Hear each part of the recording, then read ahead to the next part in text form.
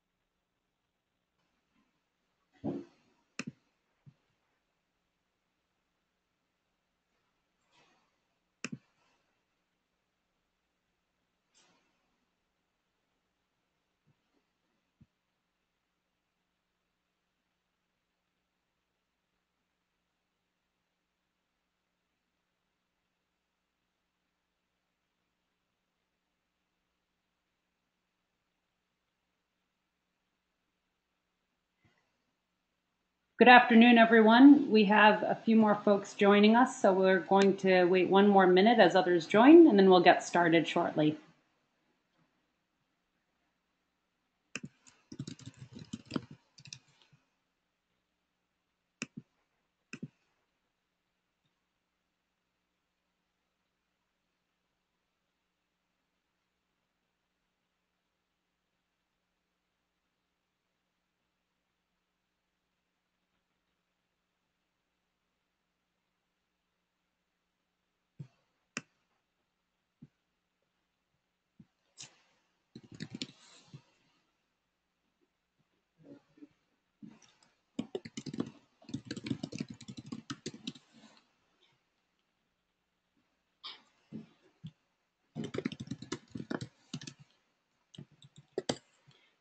Good afternoon and welcome to today's webinar brought to you by Wholesome Wave and CLF Ventures.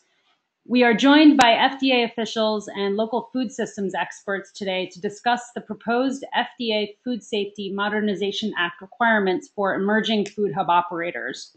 Today's webinar is brought to you by Wholesome Wave and CLF Ventures partners in the New England Food Hub Cluster Initiative, supported by the USDA and EDA Jobs Innovation Accelerator Program.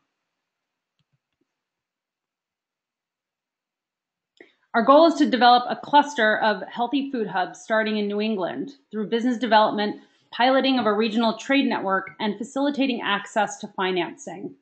We provide targeted technical assistance to support the growth and development of enterprises that aggregate, store, distribute, and process farm food throughout New England, enterprises which many of us know as food hubs. Most of us on this call today are running or supporting food hubs. Participants for this call will be in listen-only mode, and you can make yourself heard through the chat window on the bottom right control panel. At any point in the presentation, please type your questions and comments into the chat box below. Let's take a moment to get to know our audience. While we're waiting for some others to join, we have a few quick poll questions for you, which should pop up onto your screen and which can be answered in a very quick fashion. This will help our speakers understand who's on the call. I'm going to send out the first one now, so please take a moment to answer through.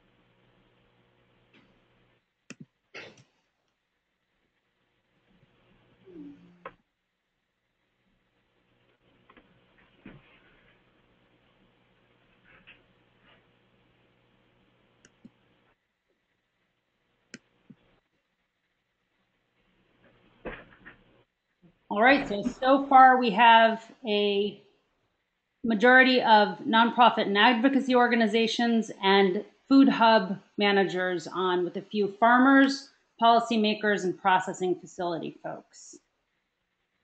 And for our next question.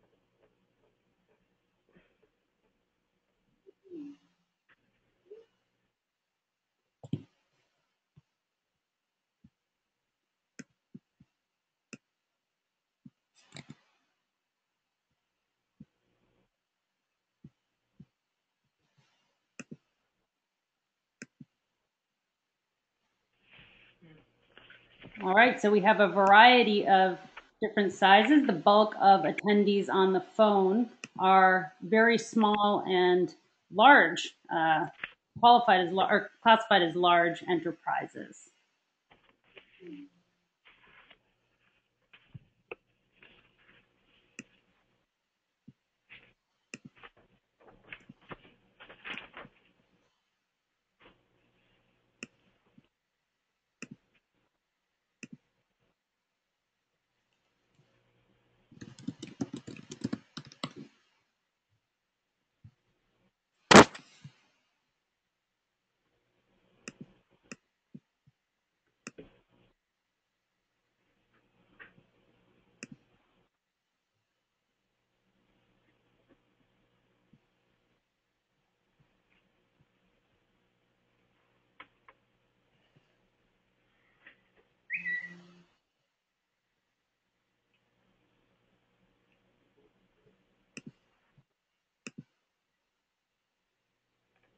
And we have most of the folks on the phone have had some exposure to this issue, which is great. And here's the last question.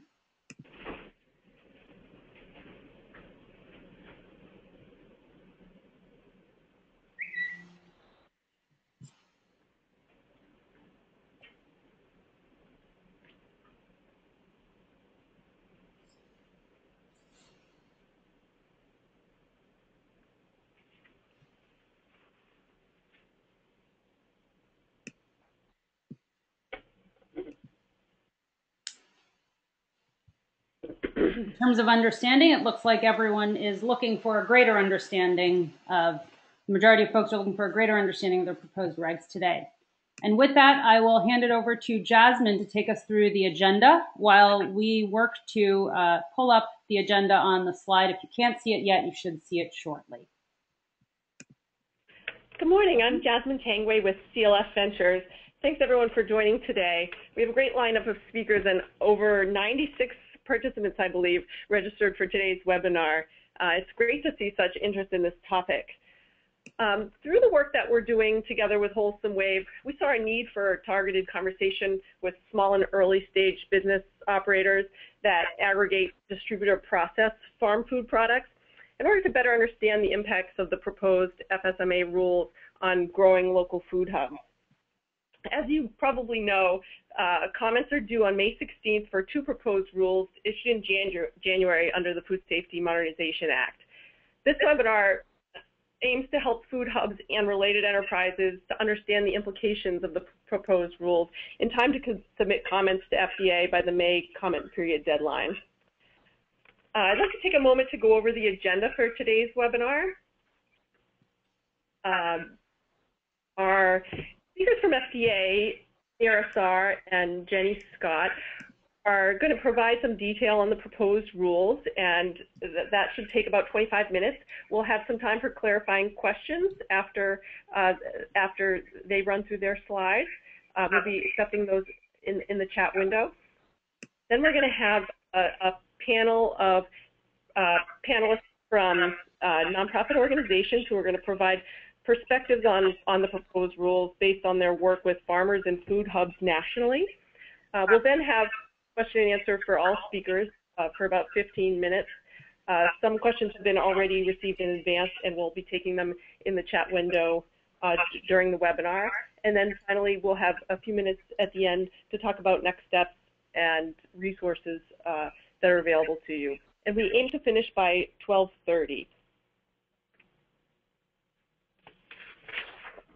I'd like to introduce our first panelist, Dr. Samir Assar, who is the Director of Produce Safety Staff in the Food and Drug Administration's Center for Food Safety and Applied Nutrition.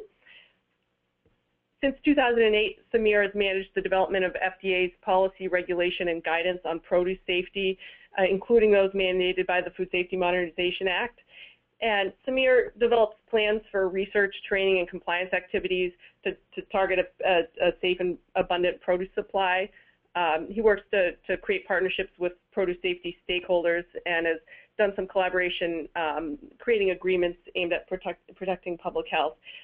So thank you, Samir, for taking the time today to engage with this audience, folks who are very interested in the proposed FSMA produce rule and how it might affect them. Take it away.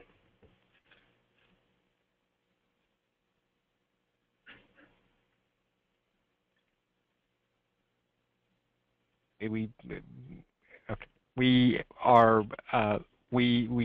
certainly took into a lot of considerations into account in developing the proposed rule, and we're looking forward to hearing some feedback from you directly through this opportunity and also through the comment period through the docket. So one thing I want to tell you is that this will be a very, very short presentation.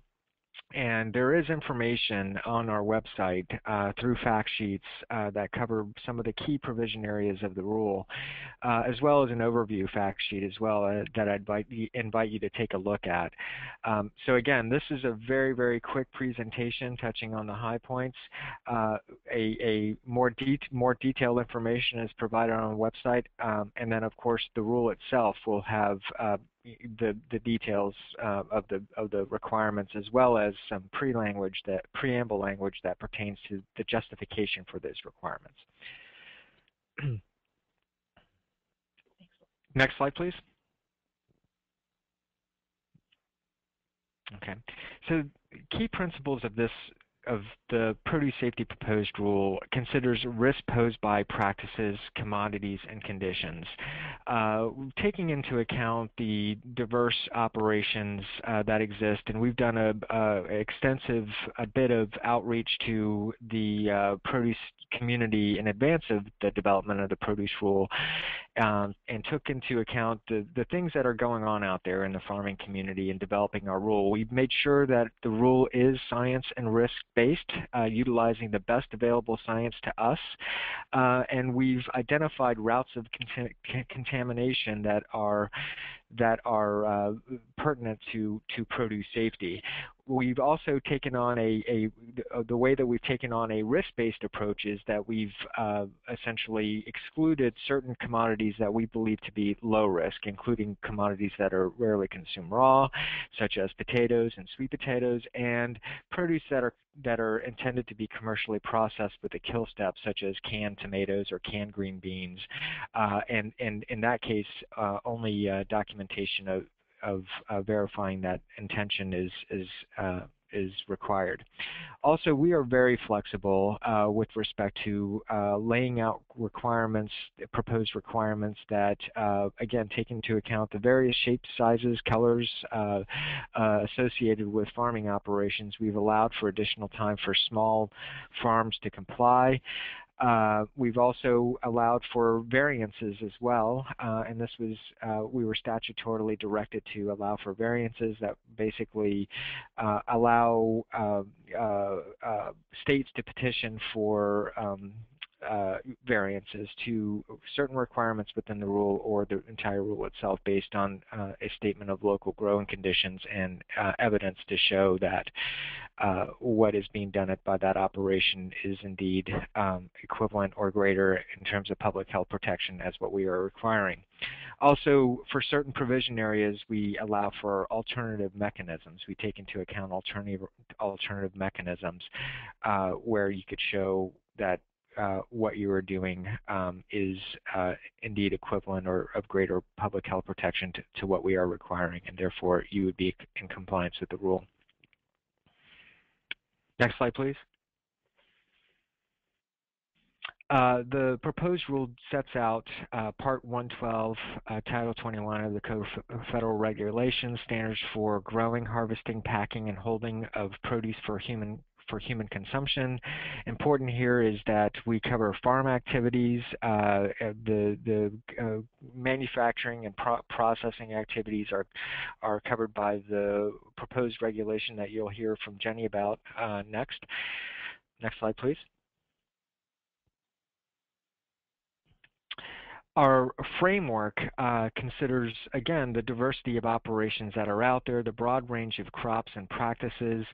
We are proposing an integrated approach that draws from our past experiences, including our work to develop good manufacturing regulations back in the 1980s, and also the juice and seafood HACCP regulation, and more recently our shell egg regulation. So in certain cases, we lay out requirements that are GMP-like. We tell you exactly what needs to be done, and this is based on scientifically established and well understood information.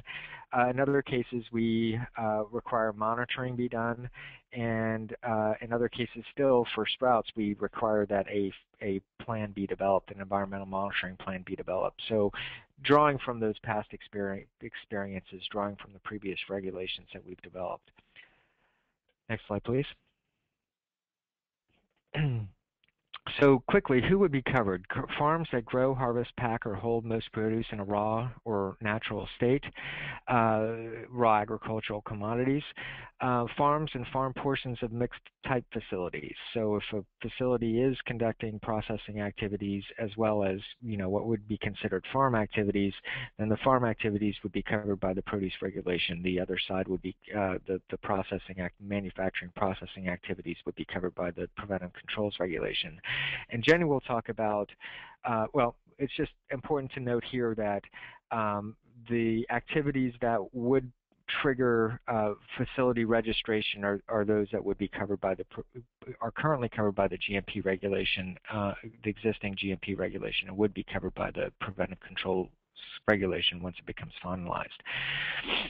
We do cover domestic and imported produce and farms with annual sales over $25,000 per year. And there are limitations on coverage that are proposed as well. Next slide, please. Covered produce is defined as fruits and vegetables. I don't think that's a surprise to many of you. The commodities that some might not regard as fruits and vegetables that we've covered in this rule are mushrooms, sprouts, herbs, and tree nuts. Produce does not include grains. And then there are, again, some limitations on covered produce. Next slide, please. Produce for personal or on-farm consumption is not covered by the rule. Any produce that is consumed on the farm would not be covered by the rule. Produce not a raw agricultural commodity, so produce that is being processed at a processing facility, such as fresh cut produce that no longer a raw agricultural commodity, would not be covered by the produce safety regulation. Certain produce rarely consumed raw. Now, this is where we've taken a risk-based approach. We've decided to exclude or take off the table these commodities such as potatoes, sweet potatoes, commodities that we think are rarely consumed raw based on dietary consumption information that was available to us.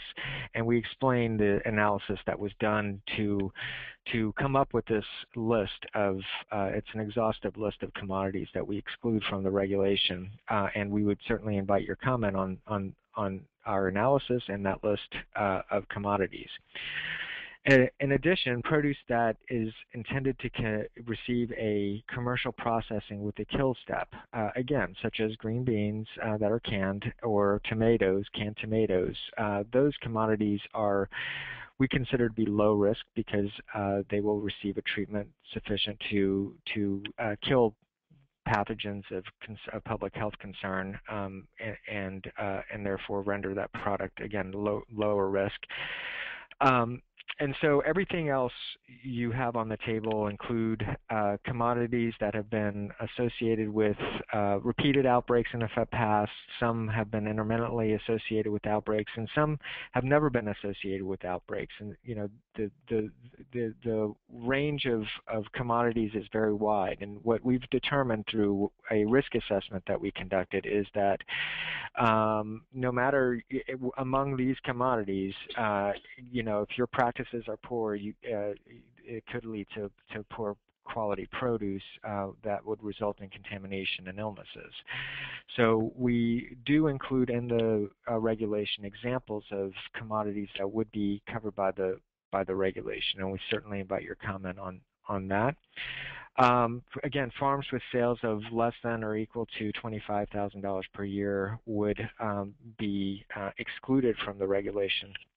And commodities that are qualify for an exemption are qualified exemption, those that have total food sales of less than or equal to 500,000, that are most of which going to what we define as a qualified end user. Those operations would be exempted from the rule. The exemption could be pulled if there was a situation of public health concern. And there are some modified requirements that apply to those operations, including labeling requirements. And next slide, please. And so the areas that we cover in this rule, and we were, again, look at our qualitative assessment of risk to look at the various routes of contamination that have contributed to outbreaks in the past. Also looked at the direction that was provided through the statute to basically outline agricultural water, biological soil amendments of animal origin, worker health and hygiene, equipment, tools, buildings, and sanitation, domesticated and wild animals as provision areas in the rule. These are again, pathways for contamination. We've seen this through our risk assessment. We've seen it that is based on our outbreak investigations, also scientific information that's out there. It's also covered by a variety of other food safety these areas are covered by a variety of other food safety programs.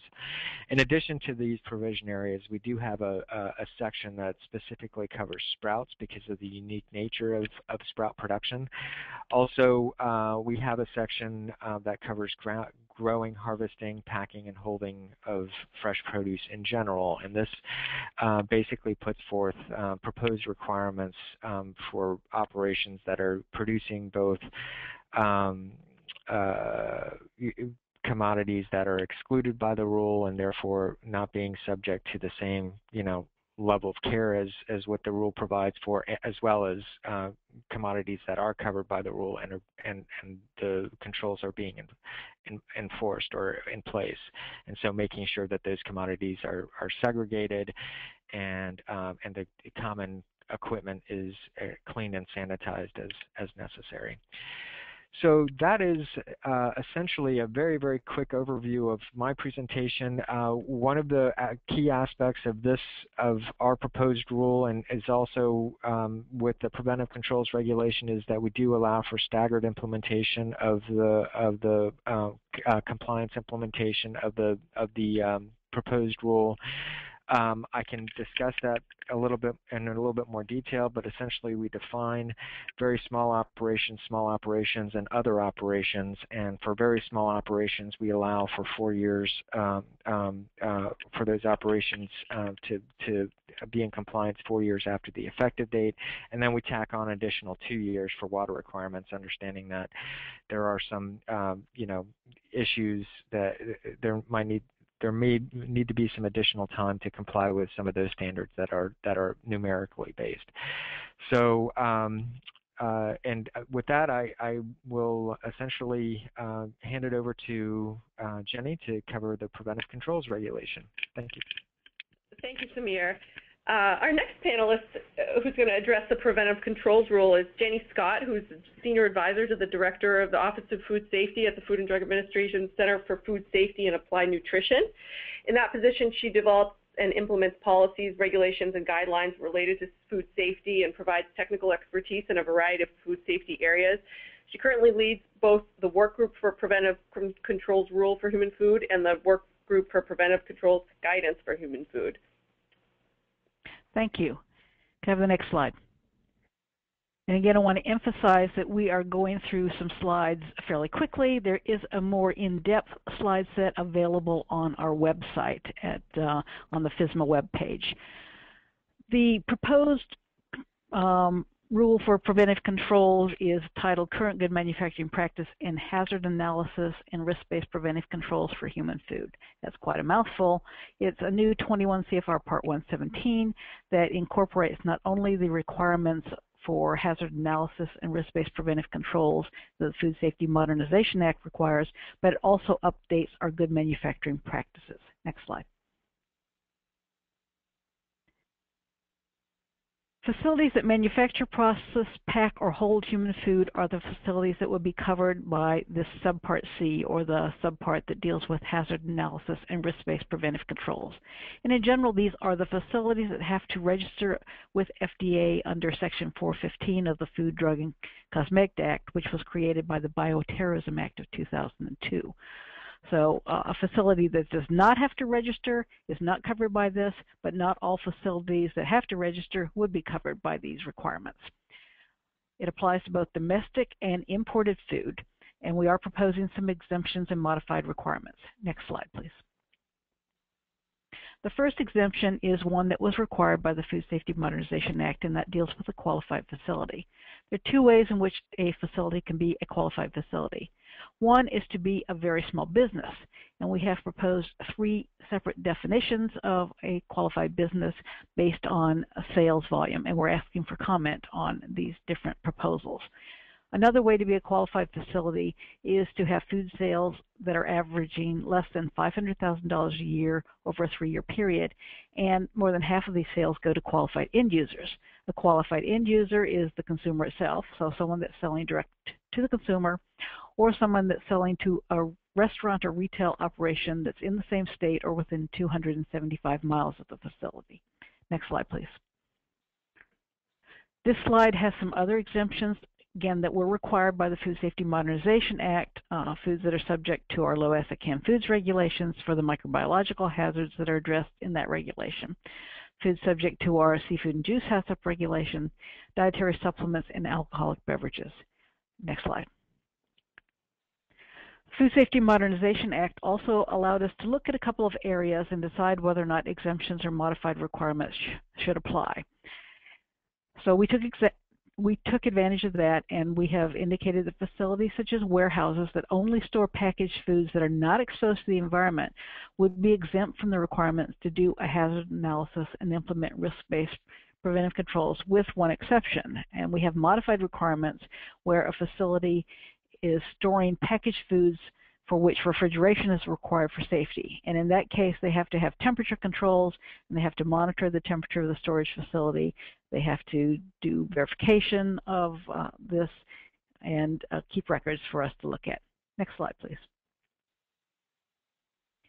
Another area is with respect to storage facilities such as grain elevators and warehouses that store only raw agricultural commodities other than fruits and vegetables that are intended for further distribution and processing. And these, again, would be exempt from the hazard analysis and risk-based preventive controls requirements, but they would also be exempt from the GMP requirements, because in our existing GMPs, we have what we call the RAC exemption, and we've carried that over into the new rule. Next slide. We also have some farm-related exemptions. So activities that fall within the definition of a farm, including the farm activities that are covered by the produce rule, would not be subject to the preventive controls requirements for hazard analysis and risk-based preventive controls. What this essentially means is that a farm mix type facility that does activities for which that do fall under the farm definition, but also does activities for which it has to register. It's only the activities for which that facility has to register that will be covered by the preventive controls rule. And the farm activities would be subject to the produce rule if they are producing something that is covered by that rule. We also have exempted certain low-risk manufacturing and processing and packing and holding activities that are conducted by small and very small businesses on farms for specific foods. Next slide, please. So let's go back and take a look at the definition of a farm. A farm is a facility in one general location that's devoted to the growing and harvesting of crops, the raising of animals, including seafood, or both. Next slide. The term farm includes facilities that pack or hold food, provided that all of the food used in such activities is grown, raised, or consumed on that farm or another farm under the same ownership, and facilities that manufacture and process food, provided that all that food is consumed on that farm or another farm under the same ownership. Next slide. So the question is whether or not something is inside or outside the farm definition, and it really depends on the activities that are being conducted. In the preventive controls rule, and this is also in the produce rule, we have a section in the preamble that provides information related to on-farm activities, and it clarifies the definition of what is harvesting, what's holding, what's packing, what's manufacturing and processing. Essentially, it clarifies what would be part of the term facility and that would require a facility to register. And this is summarized nicely in 5 separate tables in the preamble. So I urge facilities to take a look at that section, read it very carefully, and look closely at what's in the tables to help them decide whether or not the activities that they are doing on a farm would subject them to the preventive controls rule. Next slide. Here's some examples of these low-risk activity food combinations, which, if they're performed by a small or very small business on a farm, would not require them to implement the hazard analysis and risk-based preventive controls. So if all they're doing is packing or holding intact fruits and vegetables, or if they're just cooling intact fruits and vegetables with air, but not with water, if they're drying or dehydrating intact fruits and vegetables, if they're putting stickers on intact fruits and vegetables, if they're making jams and jellies from acid fruits, and if they're shelling and hulling intact fruits and vegetables, such as dried beans and peas. Again, these have to be done on a farm, and they have to be the only activity that this facility is conducting that would require them to register under Section 415. Next slide, please. So let me go into some specific provisions from Subpart C, the hazard analysis and risk-based preventive controls, very quickly. So next slide, please. If a facility does have to register and is subject to the preventive controls rule, that facility is going to have to identify and evaluate the hazards and implement preventive controls for it, hazards that are identified as reasonably likely to occur. Those preventive controls will fall into several areas. There can be process controls, there can be food allergen controls, there can be sanitation controls, and then if a facility has a food for which there is a hazard reasonably likely to occur, they would have to have a recall plan. Again, the specific preventive control that would have to be implemented is dependent upon whether or not it's applicable to a hazard that is reasonably likely to occur. Then once they've implemented preventive controls, they're going to have to monitor and verify that these preventive controls are properly implemented and take corrective actions if they're not. And they would have to keep records of all these activities. Next slide, please. We are considering some additional provisions, such as a supplier approval and verification program, and verification activities such as reviewing complaints from consumers and customers, conducting finished product testing in certain facilities, and conducting environmental monitoring, again, in certain facilities. So these requirements would only be appropriate to the food in the facility. They would not apply to all facilities that have to register and would be subject to the preventive controls rule. Next slide, please. We also are proposing that a facility have certain things done by a qualified individual. So this qualified individual has to prepare the food safety plan or oversee its preparation. They would have to validate the preventive controls or oversee that validation. They would have to review the records that are created in the implementation of the food safety plan or oversee that review. And they would have to do the reanalysis of the food safety plan or oversee that reanalysis. This qualified individual would be qualified by training that's equivalent to a standardized curriculum, or they would be qualified by job experience to develop and implement a food safety plan. Next slide. And with that, I think we're ready for any clarifying questions. Thank you, Jenny and Samir. The first question we have, and I will pose this to both of you, and you can let us know who's the best speaker to address it. The first question we have is, will food hubs be able to move product from both certified and non-certified, such as exempt farm facilities, through their own distribution facilities?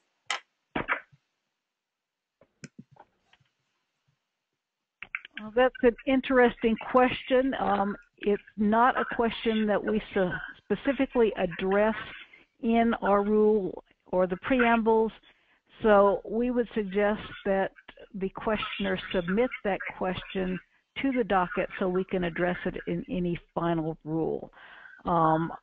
We need to think about this one because it's outside the realm of the questions that we usually get, but I'm not clear on what the specific issue is here. I don't see anything in these rules that prevent anyone from moving food from, that would change anything about the way food is distributed in this country. Yeah, and I think that's an important one, given that many of the distributors on a regional scale, that some of which may be represented here, do work with a variety of different sized farms and farm enterprises, and so they may be facing that question. And I think that, you know, again, exactly how the provisions of each rule apply may change, but there's certainly no intent to change how things move in commerce.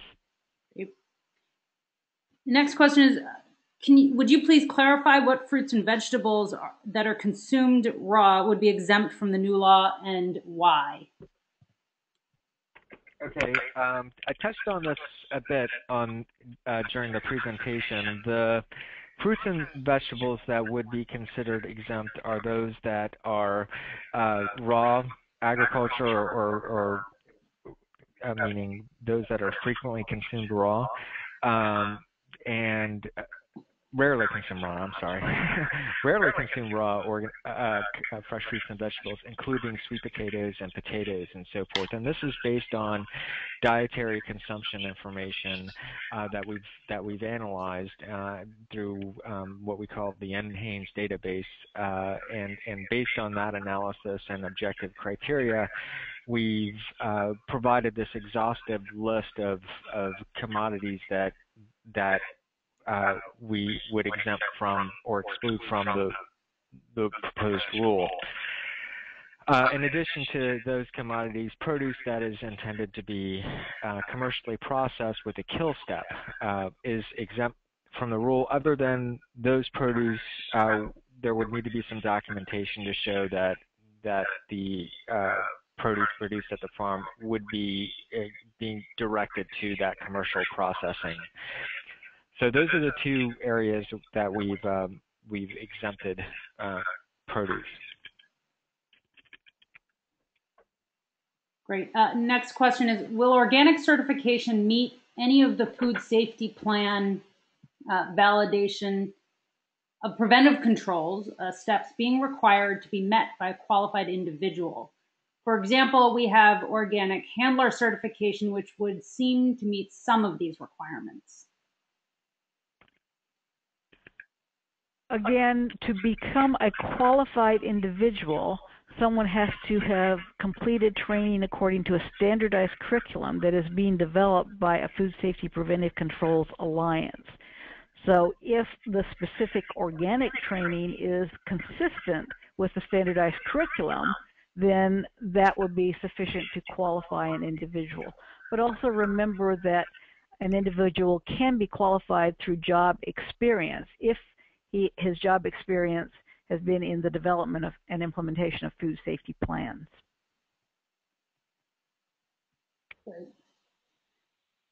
How does the FDA define ownership? So co-ops under single ownership or LLCs, for example?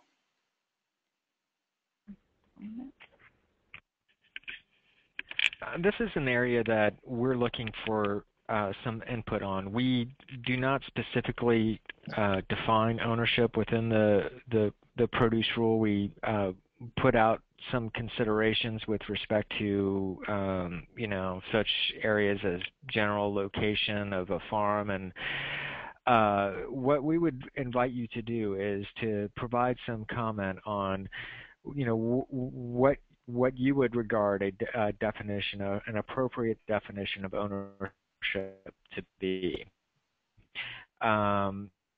So please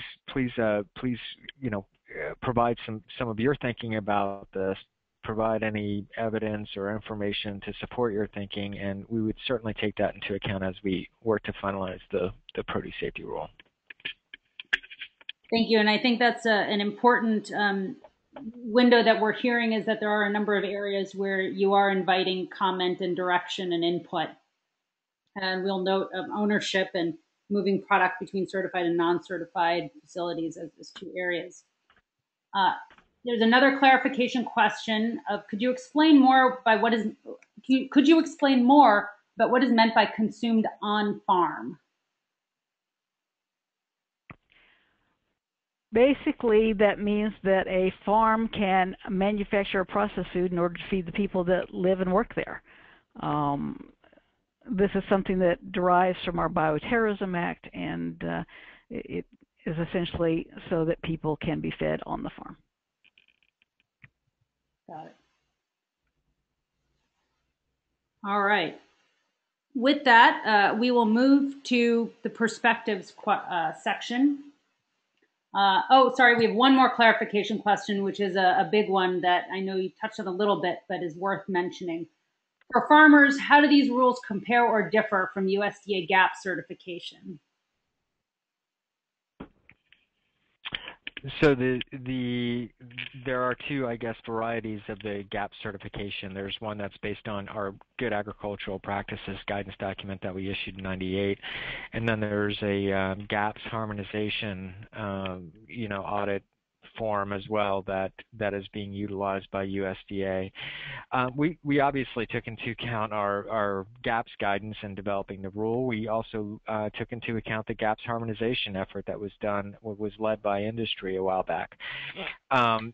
We lay out specific requirements for and numerical standards for certain areas such as water and for soil amendments. And these numerical standards are not necessarily involved with the GAPS harmonization, or certainly not involved in our GAPS guidance. So I would say that's a main area of difference. Other than that, I mean, there's some of the same basic concepts. Obviously, I would invite you to do your own comparison of those, audit formats and our rule. However, you'll find that the same provision areas are covered, and some of the same general requirements are covered. Certainly invite you to do an analysis and provide us with your thinking as to any strengths or weaknesses in comparing the audits and our rule. Samir and Jenny, are you aware of or considering the relatively emerging group GAP certification work coming out of the USDA? Yes, we have a really good relationship with USDA. Obviously, we had somebody we had Leanne Skelton on board with us for over 3 years, and she was involved with our rule development. She's also in tune with the certification efforts that are underway right now at USDA, and we have regular meetings with USDA to discuss that, make sure that our respective efforts are consistent, there's no conflicts, making sure that we, align things to the greatest extent possible to allow for kind of a smoothness across the board between USDA and FDA programs. Thank you. So now we'll move to the perspectives section of the webinar, and we'll take additional questions towards the end. And we now have a couple of local food systems experts to share insights with us. Great. Our next panelist is Ariane Lottie, who's Assistant Policy Director of the National Sustainable Agriculture Coalition. She served as the Policy Director for the Organic Farming Research Foundation and Policy Associate at OFRF and NSAC. She's a published author and has worked on and conducted research on organic and conventional farms in the U.S. and Europe. Ariane coordinates NSAC's policy campaigns, serves as a liaison between the grassroots and policy staff, and staffs several program areas, including organic and food safety issues. Thanks, Ariane, for your willingness to join us today and share some of the analysis of the proposed regulations that NSAC's been developing as part of its outreach to the sustainable food community. Take it away. Thank you. Hi, everybody. I am going to be giving a brief overview of perspectives from the sustainable agriculture and food system community, and then passing it off to Roland, who's really going to dig in more on the impacts and details for food hubs, and then I'll take it back from Roland and talk about how to engage and how to comment in this important rulemaking that FDA is going through right now. Slide, please. Okay, next slide. Just briefly, who is NSAC? The National Sustainable Agriculture Coalition is an alliance of grassroots organizations from across the country, and we advocate for federal policy reform to advance the sustainability of agriculture, food systems, natural resources, and rural communities. The coalition has been around for quite some time, since 1988, and we have over 90 member organizations from across the country who participate in the coalition and help us develop policy proposals and positions. Many of our member organizations work directly with farmers and food businesses who will be potentially impacted by the new rules, and some of them might come under both of the proposed produce rule and preventive controls rule. So we are actively looking at and analyzing the rules for those impacts to make sure that sustainable food systems, that they work for sustainable food systems. Next slide, please. I wanted to just take a quick step back and talk about our approach to engaging in the food safety debate, which has been an ongoing debate in Congress and throughout the country. We've approached this debate with 4 general principles in mind, which is that everyone has a role in ensuring a safe food supply from the farmer and field worker to the end consumer, that we should focus federal resources and prevention efforts on the highest risks and highest risk supply chains, and that we should really base our regulations on scientific evidence when possible, and not just respond to emotional reactions and either change practices all at once or not really look at or consult what the main streams of pathogen contamination are. And then finally, that one size does not fit all, which means that for regulations to work for diverse sectors of the American food supply, we really need to have scale-appropriate regulations that take into consideration the different types of businesses and models that are part of our food system. Next slide, please. So just a brief overview. Jenny and Samir did a great job talking about what is being proposed currently by FDA, but I wanted to bring this into the general context because this is a major overhaul of our nation's food safety laws, and it is really important to engage in this process and provide comment on what the FDA is proposing. It is the first major overhaul to food safety laws since the 1930s, and the Food Safety Modernization Act that we're discussing today was debated in Congress a few years ago and finally signed into law in January of 2011. We are focusing on 2 of the main parts of implementation of the Food Safety Modernization Act, that is the standards for produce safety and preventive controls for facilities that you heard about earlier. But the bill does cover a number of other areas, including detecting and responding to food safety problems, improving safety of imported food, and a series of miscellaneous provisions. Next. So the sustainable agriculture and food community engaged in this debate wanting to make sure that the regulations would work for sustainable farmers and food businesses. And so there were a number of amendments and provisions that were included in the final law that I just want to touch upon because these are the issues that we're looking for in the new proposed regulation. There was what was known as the Tester-Hagen Amendment around scale-appropriate regulations and options for small and mid-sized farms serving local and regional markets. This was an amendment that involved a number of different provisions, and you heard Jenny and Samir mention some of those qualified exemptions that flow from this amendment. It did also include clarification on certain definitions so that certain CSAs could be considered direct marketing and part of a retail food establishment so that they wouldn't come under the preventive controls rule. So there were a number of provisions to that amendment that we are now trying to make sure were correctly implemented in the proposed rule. There were also provisions to ensure the protection of beneficial on-farm conservation and wildlife practices. What we have seen in response to certain food safety outbreaks, especially out in California, is that conservation practices were removed from farms even if they weren't part of the food safety problem. And then there was also a provision to complement and not contradict certain national organic program regulations. This is an area of the proposed rule, especially the proposed produce rule, that we do have some concerns about in terms of conflicting with certain requirements through the National Organic Program. Next, please.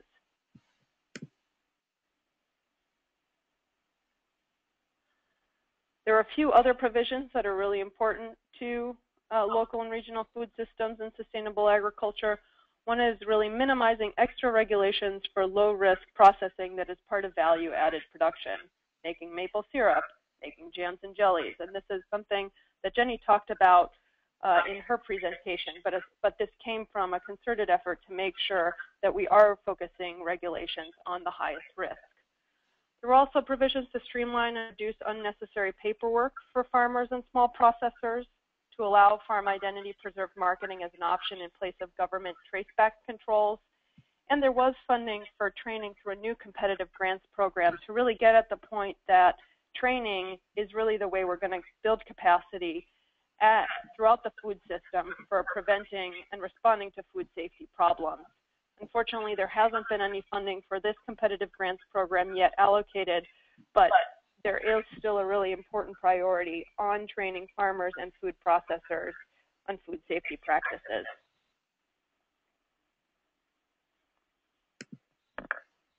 Next slide. So challenges for sustainable food systems in the new proposed rules. I think the overall challenge at this point is that regulation of farms and food systems is a relatively new area for FDA. And they are, in their comments, really seeking examples, information, more data, and essentially saying to the public, we are trying to write these new regulations, but we need more. We need you to comment. We need you to provide information because this is a relative, working with farms and food system businesses is a newer area for FDA. There are assumptions around production practices, and there is a factory type approach to farming in terms of dealing with food safety. Another kind of challenge for sustainable food systems is the modified requirements are not full exemptions. There's been kind of a misrepresentation of what the provisions from the law meant in the media, and there are a lot of farms and food businesses that actually think they're exempt completely from the rules when in fact they're not. They come under the qualified exemptions and have modified requirements. There are challenges for producers and businesses looking to scale up, and this is of key concern to the people who operate food hubs and other and are trying to serve local and regional food in institutions. There's a lack of clarity around how the two rules are going to interact and whether you are operating a facility that's fully under the preventive controls rule, if it is on your farm, and if it's not on your farm but aggregates products, what does all of this mean for the scaling up of food businesses? There's a lack of adequate data to determine the impact of the new rules, especially on sectors of the agricultural economy such as farms, facilities co-located on farms, and small and mid-sized farms. And then there is a lack of funding for training, which really puts a lot of farmers and smaller food businesses at a disadvantage if they don't have the resources to be able to learn the new regulations and be trained in them. Next slide. Oh, this is supposed to come a little bit later in the presentation, but I will do this now. So the National Sustainable Agriculture Coalition has put up an action center, a FSMA action center on our website. It's sustainableagriculture.net/FSMA, and it provides a 101 overview and background. It provides for farmers and processors information about whether they come under the proposed rules and if they are affected and how. We will have more information going up soon about the critical issues involved in the rule and the background on them and how FDA is proposing to handle them in the new rules. And then there's a whole section about how to comment on the proposed rules and how to engage in the debate. There's an option too to sign up for FSMA updates, where we will be emailing information as it becomes available on the website. Great. Next slide. Ariana, I know we're going to talk about commenting a little later, but would you mind touching on it a little bit now? I can touch on it now, and then I'll pass it off to Roland.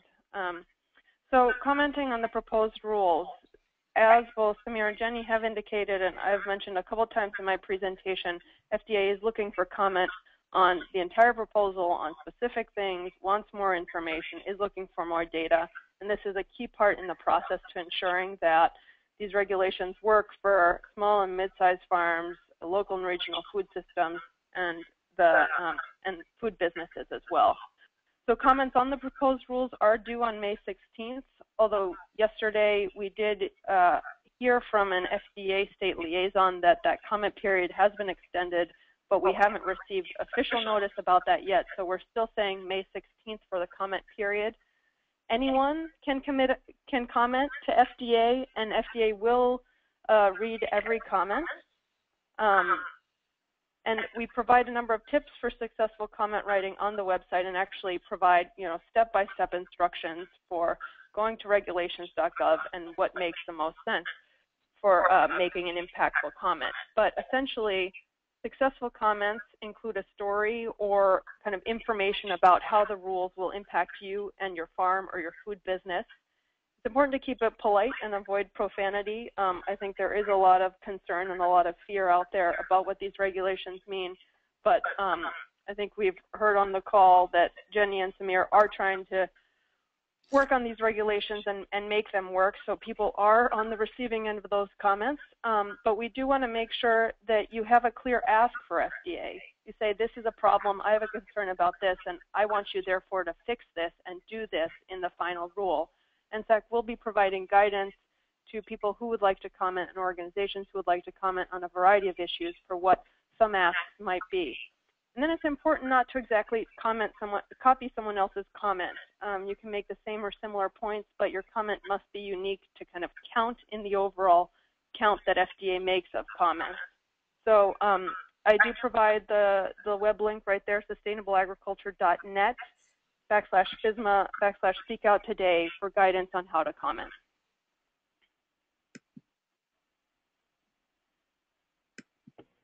And that slide was originally for me. Yep. All right. Take it away, Roland. Thanks, Ariane. I'll just introduce Roland quickly here. So our next speaker, Roland McReynolds, is an attorney and the executive director of the Carolina Farm Stewardship Association, which is a member-based nonprofit in Pittsboro, North Carolina, that helps farmers and consumers in the Carolinas grow and eat local organic food. He has led CFSA for 4 years and has directed the organization's food safety policy. He's a member of the North Carolina Fresh Produce Safety Task Force and co-chairs its Small Farm Working Group. Thanks, Roland, for participating today and providing your perspectives on these proposed regulations. Thank you very much. Glad to be here. Appreciate the opportunity to share information. And thank you for that introduction. And I will say this will be a quick presentation in that there are 1,500 plus pages of rules and analysis related to these two rules. They are incredibly complex and interrelated, and it is impossible to give in just a few minutes any sort of detailed analysis of how these rules will affect the myriad entities that participate in local food systems. But it is safe to say that these rules will affect how food moves in commerce. We can go ahead and take a look at the first slide, which is information about Carolina Farm Stewardship Association, perhaps. But most particularly relevant to this discussion here is that Carolina Farm Stewardship Association has launched two food hubs over our history. Eastern Carolina Organics, which is a wholesaler of organic fruits and vegetables grown in North Carolina, and Carolina Ground, a small-scale mill that processes and distributes grains grown organically in the Carolinas for distribution to consumers and as well as to artisan small-scale bakeries. So next slide, please. So the challenges that face food hubs and the development of food hubs are already in existence, and they existed before this rule. I mean, as we know, the concept of a food hub, it's a hybrid business model. It's a new business model. USDA defines it as a business or organization that actively manages the aggregation, distribution, and marketing of source-identified food products, primarily from local and regional producers, to strengthen their ability to satisfy wholesale, retail, and institutional demand. USDA projected there were $7 billion worth of local food sales in 2011, and 80% of that would have gone through intermediated marketing channels, in other words, food hubs. USDA's research estimates that the average food hub in existence right now generates $1 million in annual sales, although it varies greatly from the smallest to the larger such entities. Food hubs help producers become price makers instead of price takers, and they do that by helping farmers and food producers overcome the marketing and distribution obstacles that keep them from accessing restaurants, institutional, and grocery customers. Existing commodity food distributors are ill-equipped to provide the identity verification and the sustainability values that local food customers seek. And so you've seen multi-farm community-supported agriculture entities, farmer cooperatives, buying clubs, shared use community kitchens, warehouse packing facilities, nonprofit food hubs, even farmers markets and roadside stands are serving the roles of food hub. Now, they're conducting activities including distribution, aggregation, brokering, branding, packaging and repackaging, light processing, value-added product development, and storage and transportation. And with all these different activities and all of these different roles, and the fact that they're new, it's very difficult, as many folks in this audience are aware, to get financing to get a food hub going and to make it effective. Traditional lenders just don't understand this form of business. Now, any type of regulatory regime that increases costs for food hubs is going to exacerbate that financing problem. FDA documents in a report that with the existing food safety regulatory regime, quote, it is costly to identify and analyze regulatory information pertaining to any form of physical food hub. So just keep this existing cost issue and the impact of regulations on that in mind for later. Next slide, please.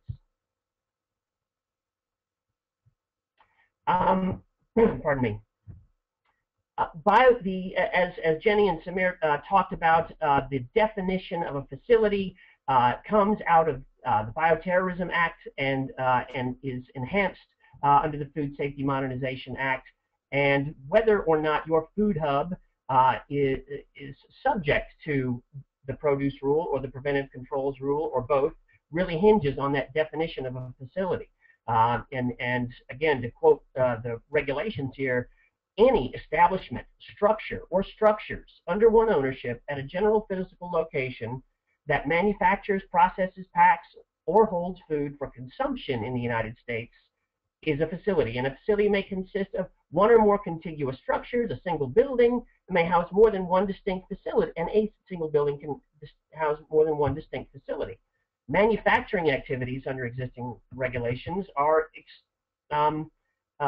very widely defined: synthesizing, preparing, treating, modifying, manipulating, cutting, peeling, trimming, washing, waxing, eviscerating, rendering, cooking, baking, freezing, cooling, pasteurizing, homogenizing, mixing, formulating, bottling, milling, grinding, extracting juice, distilling, labeling, or packaging.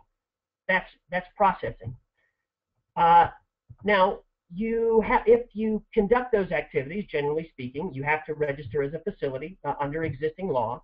Although there are certain facilities, as Jenny talked about, that are taken out of the registration requirement if they meet certain criteria, such as being a farm or a retail food establishment. Now, one particular issue here relevant to some models of food hubs is the idea of a multi-farm CSA.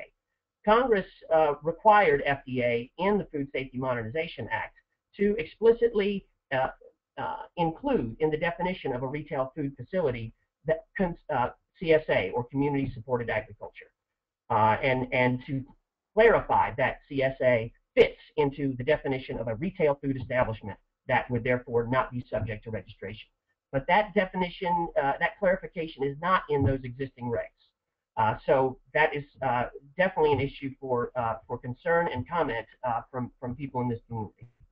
But I think one particular, basically, if you are bringing in any other crop or onto your farm, or if you are a place where your crops are being brought in, you are a facility, and so you're going to have to be concerned about these rules. So next slide. So some of these, what the implications of the definition of facility are, were addressed in some of the questions, but I think it bears some further elaboration and comment from the food hub community. What happens if a food hub never owns the food? Take a shared use commercial kitchen where producers are coming in to make use of food processing equipment that they don't own, they just rent. Who's responsible for the preventive controls with respect to those that equipment? How can the individual food producer have control and exert preventive controls over equipment he or she doesn't use? What happens if a food hub is owned cooperatively by farmers? What are, as Samir suggested, they're looking for feedback on these ownership issues. How do farms and how do food producers collaborate? But right now, the way the rules would read would say that it doesn't matter if you're cooperatively owned. If you are a facility, a cooperative becomes a facility. And I think it's also important to point out something that Jenny mentioned about some food processing activities that are exempt from being regulated on a facility, and particularly farm mixed type facilities. FDA went to a great deal of research to document particular types of food activity combinations that are low risk. And FDA has made the decision that they will not regulate these low risk processing activities if they take place on a farm. Now, there is an open question as to why, if we have made this identification that these particular activities are low risk, why would we spend regulatory resources managing, regulating those activities on any type of facility? In a world of limited resources for enforcement, that's going to be very challenging, and particularly, again, in the case of a food hub, unless you're on a farm, many of these low-risk activities, which many food hubs participate in, shelling beans, dehydrating, drying vegetables, for instance, limiting that exclusion from the rules only in the case of the farm, it creates a challenge for a food hub that isn't on a farm. There's also an open question with respect to these low-risk processing activities. If you do some of them and they're excluded, but some of the activities on your food hub are not excluded, which ones are going to be, does that mean everything at the facility is going to be subject to the rules? Next slide. So cost of compliance.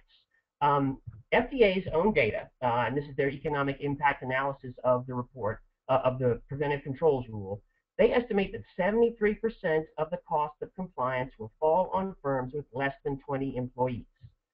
Now, these firms produce 4% of foods that are processed and put into commerce in this country, but they'll bear 73% of the cost of compliance. And let me put that into numbers. FDA's cost calculation shows an annualized cost of $350 billion for these facilities with less than 20 employees. That's with a B, 350 billion. Compare that to facilities that have more than 500 employees, which according to FDA's analysis will incur just $1.3 billion in expenses to comply with these rules. So again, 1.3 billion compared to 350 billion. Even though these larger firms with 500 or more employees account for 80% of food shipments that are sent through this into the commerce in the United States. Now, we've seen this scenario in this case before when hazard analysis and critical control points were implemented in the meat processing industry. That which took place in the 1990s and dramatically reduced the number of small-scale meat processing facilities that were able to be in business. You've seen consolidation in the meat packing industry and the loss of small-scale meat processing facilities, and that lack of facilities is a barrier today in increasing the sales of locally produced meats. So we're looking at a potentially the same scenario, and FDA, again, in its own analysis, states that, quote, the regulatory costs of this proposed rule may discourage at least some new small businesses from entering the industry. I think it's also important to point out here in terms of the HACCP. The Center for Science and the Public Interest just recently published a study that documented that pound for pound, in terms of what's consumed in this country, the biggest contributors to food safety outbreaks were seafood and poultry. Now, seafood and poultry products have been subject to HACCP, hazard analysis and critical control points, for over a decade. So, yet, with those controls in place, those products are still contributing the lion's share of foodborne illness outbreaks, pound for pound. So, it does open the question why we're extending the system. Another additional cost we can talk about in terms of qualified individuals. Obviously, it's going to require a high level of training and to become a qualified individual, and this individual has significant responsibilities, and it's an open question whether this person can also be the operator of the facility. You know, will a food hub need to hire a compliance officer? Now, Jenny mentioned that the Preventive Controls Alliance is out there developing a curriculum applicable to the preventive controls rules, but there is practically no representation from small-scale food processors or food hubs in that development process. We've got quite a few questions actually coming in on that particular topic, and it might be worth just taking a moment to answer some of those questions. We've had a number of questions coming in on the exemption thresholds around qualified facilities and qualified individuals. Can we take a moment now? You know, Jenny and Samira with impressions from Ariana and Roland, can you comment a little bit on, you know, the kinds of measurements that should be used to gauge what kinds of businesses by size and type should fall under the regulations?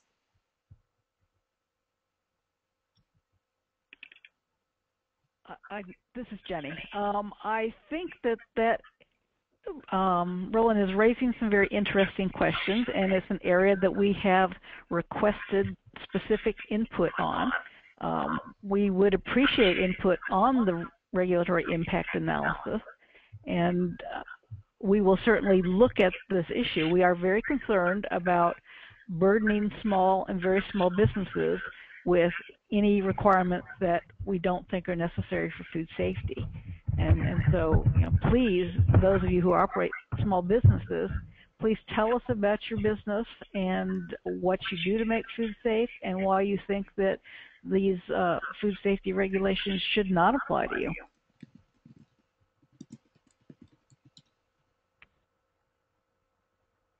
Okay, thank you. I think that's an important point to stress.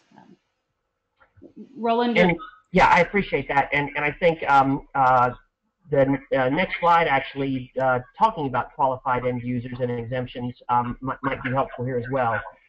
It is certainly the case that the Tester-Hagen Amendment language in FSMA provides protections for small facilities selling the majority of their food to qualified end users in local markets. But that statutory threshold is low, $500,000, which, again, according to USDA information, suggests that a lot of food hubs don't qualify for it.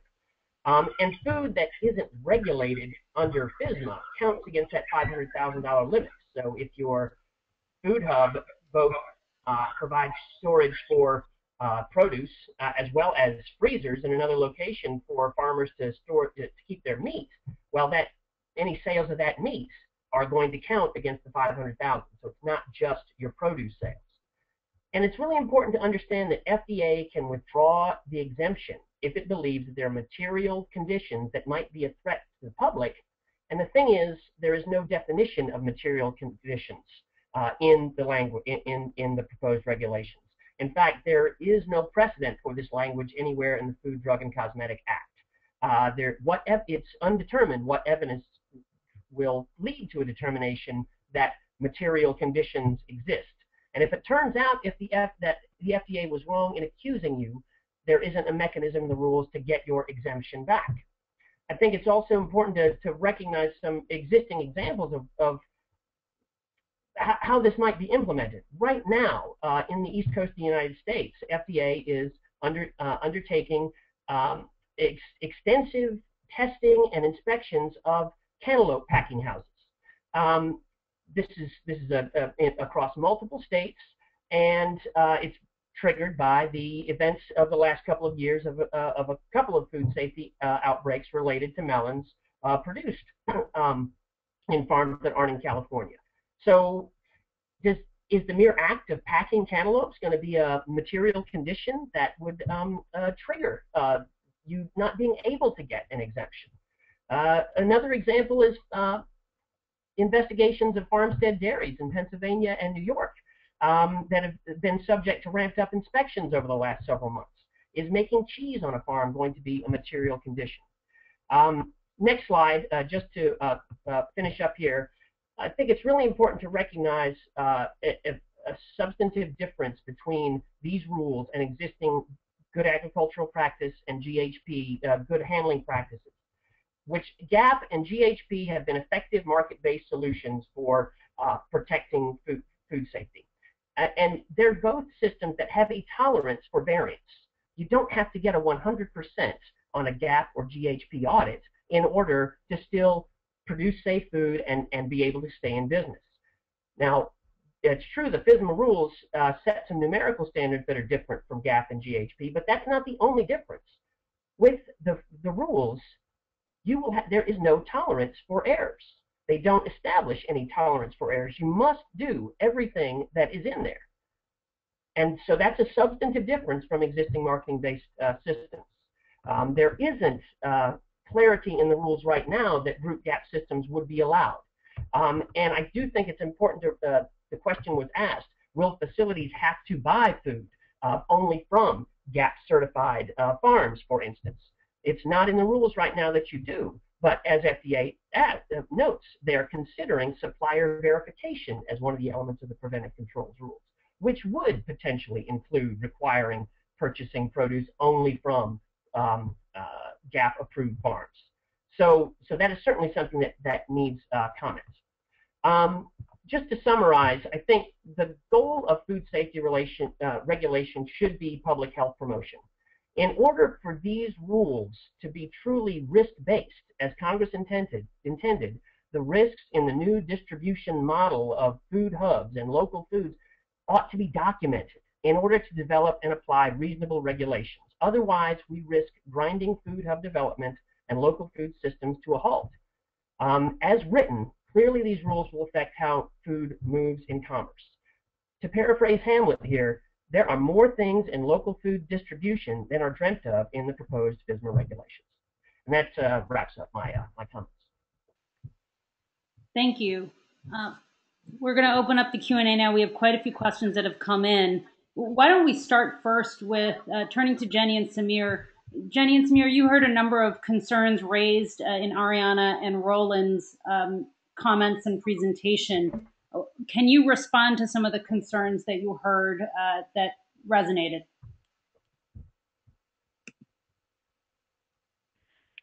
Well, let's see. I think we ought to go back and see if we can figure out what the specific concerns were. One referred to the qualified individual as being a compliance officer. And I think that that's a bit of a mischaracterization in that what we're looking for is someone who understands food safety to develop and implement a food safety system in these facilities. And we specifically indicate that that qualified individual does not have to be an employee of the facility, although we do believe that most facilities will want to have at least one qualified individual to oversee these activities, especially with the requirement that that person be responsible for the records review. Let's see.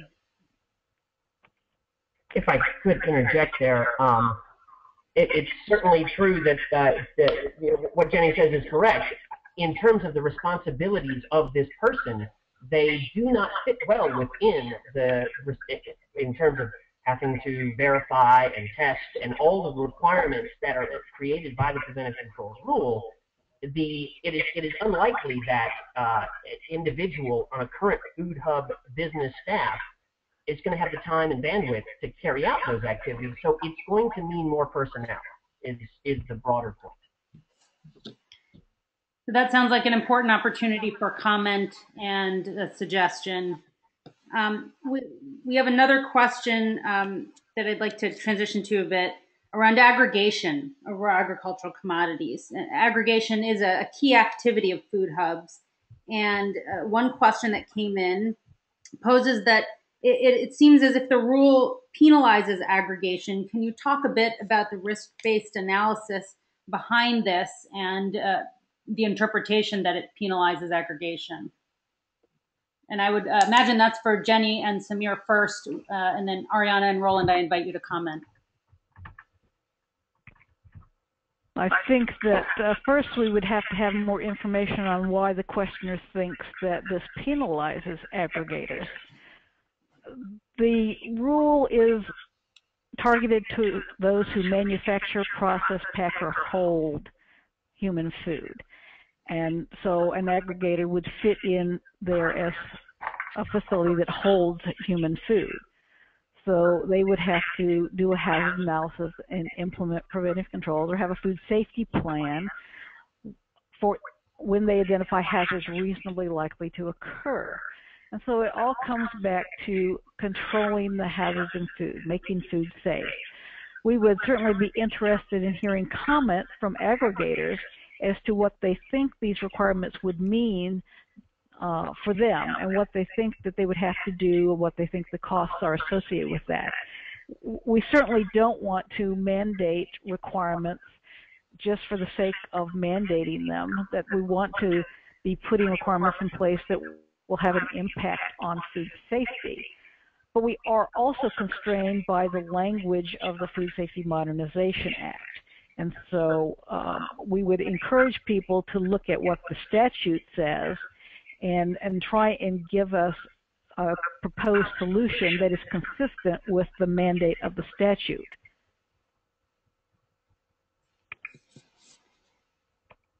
Thank you. Ariana or Roland, any thoughts? Nothing more to add. Okay. This is Ariana. Sorry, I was just trying to go off mute for a second.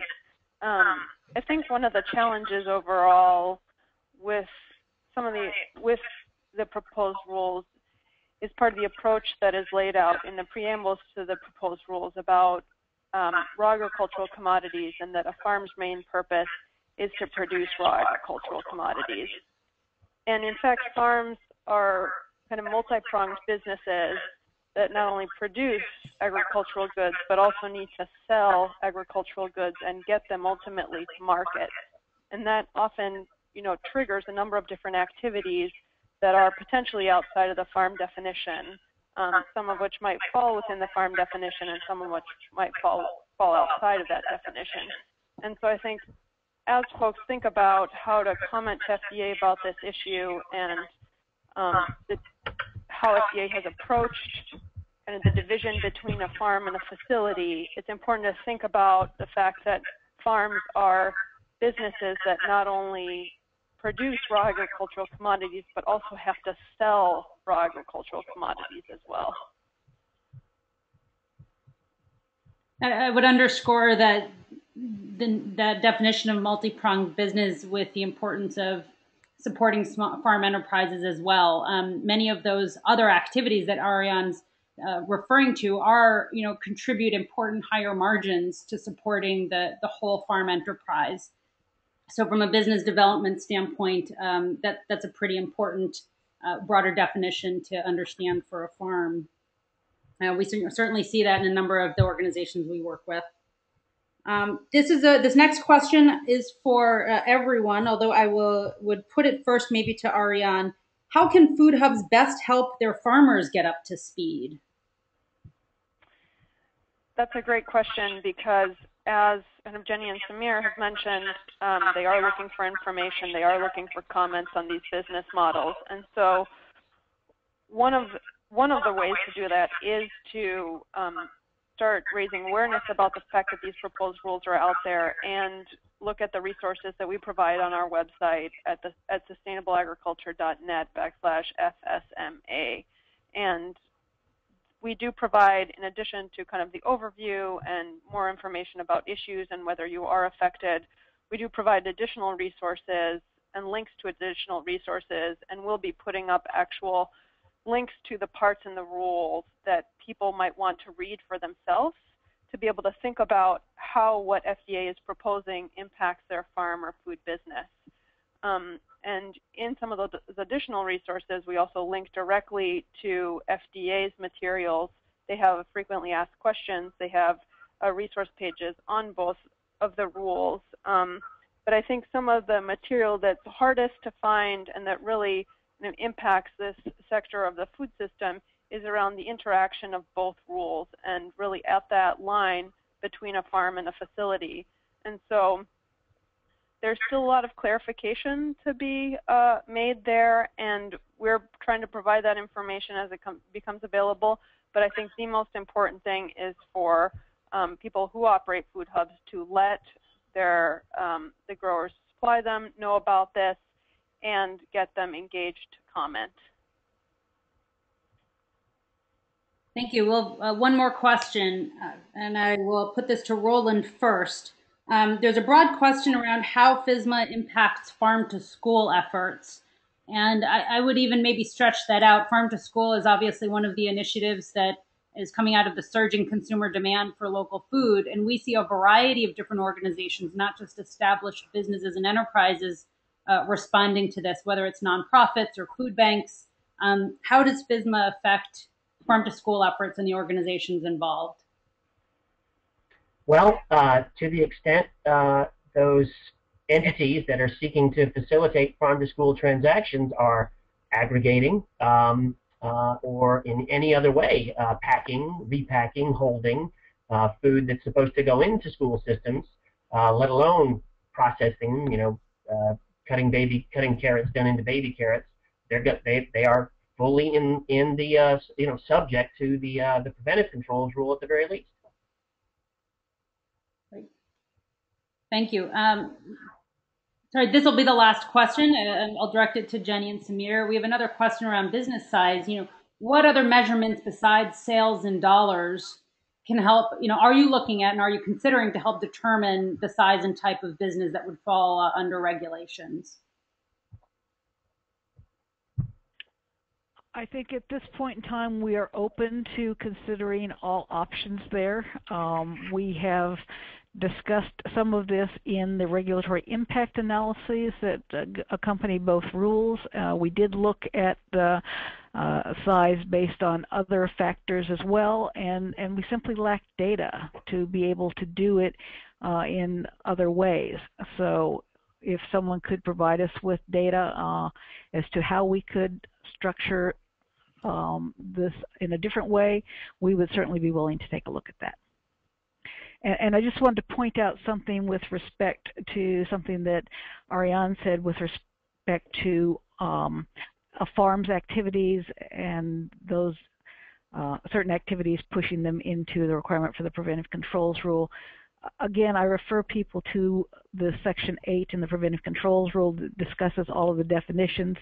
And there are certain things that a farm does on its own raw agricultural commodities that if they were doing them on someone else's raw agricultural commodities would put them in a different category. But there are a number of activities that are considered packing, holding, or even manufacturing and processing, perhaps, that fall under the harvest definition when a farm is doing it on its own raw agricultural commodities.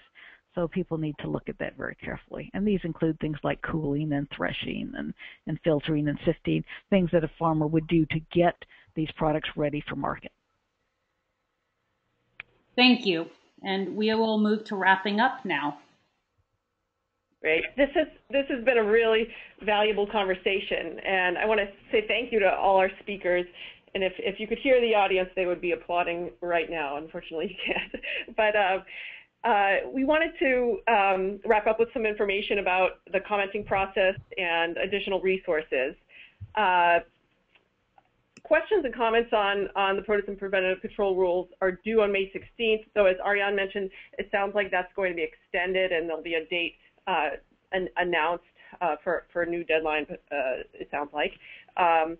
You can comment on the rules on the FDA website using the links here. And there are some additional resources on the next slide available so you can learn more about FSMA and the commenting process. First, the MTech FSMA site that Ariane mentioned earlier. Secondly, there's an alliance that's a kind of public-private partnership of food safety stakeholders that provides training materials and other resources that we recommend checking out. Resources from FDA directly, including Q&A on the two rules. And then finally, Cornell University has a Produce Safety Alliance with some excellent resources and additional information as well. Recorded webinars and curriculum modules and so forth. On the next slide, you'll see contact information for all the presenters. Please feel free to be in touch with us if that would be helpful to you. And then finally, please take a few minutes at the end of the webinar here to answer just a few additional questions. We'd love to kind of collect your thoughts on today's webinar.